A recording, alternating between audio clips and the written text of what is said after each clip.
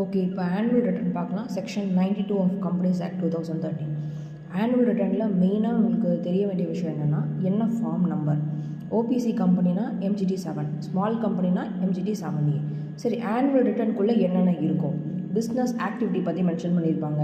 Share holding pattern, debenture holding pattern, registered office, number of meetings conducted by the company, அப்போ remuneration of directors and KMP, penalties, இது எல்லாமே annual ரிட்டர்னுக்குள்ளே include பண்ணியிருப்பாங்க.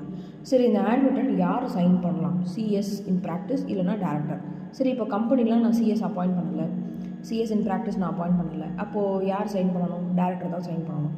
But if the company turnover is more than 50 crore or 50 crore or more, இல்லை paid up share capital 10 crore or மோர்னா, அந்த சினாரியோவில் கண்டிப்பாக CS இன் ப்ராக்டிஸ் ஹேஸ் டு பி அப்பாயிண்டட்.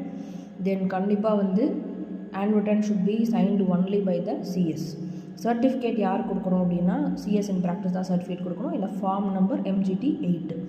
சரி, ஒன்ஸ் நீங்கள் ஆனுவல் ரிட்டர்ன் கம்ப்ளீட் பண்ண உடனே கம்பெனி வெப்சைட்டில் ப்ளேஸ் பண்ணணும். அட்லீஸ்ட் லிங்க் ஆகுது நீங்கள் வந்து டிஸ்க்ளோஸ் பண்ணணும். ஓகே, ROC கிட்ட எவ்வளோ நாளுக்குள்ளே நீங்கள் சப்மிட் பண்ணணும் அப்படின்னா, AGM annual general meeting conduct பண்ணி வித்தின் 60 டேஸ்க்குள்ளே we have to file it with ROC. இல்லைனா பெனால்ட்டி தான். யாருக்கு பெனால்ட்டினா, கம்பெனிக்கும் பெனால்ட்டி வரும், ஆஃபீஸர் அண்ட் டிஃபால்ட்டுக்கும் பெனால்ட்டி வரும். ஸோ இந்த செக்ஷன் 92 உடைய இது பார்த்துட்டு ரீட் திஸ் கேஸ் சினாரியோ.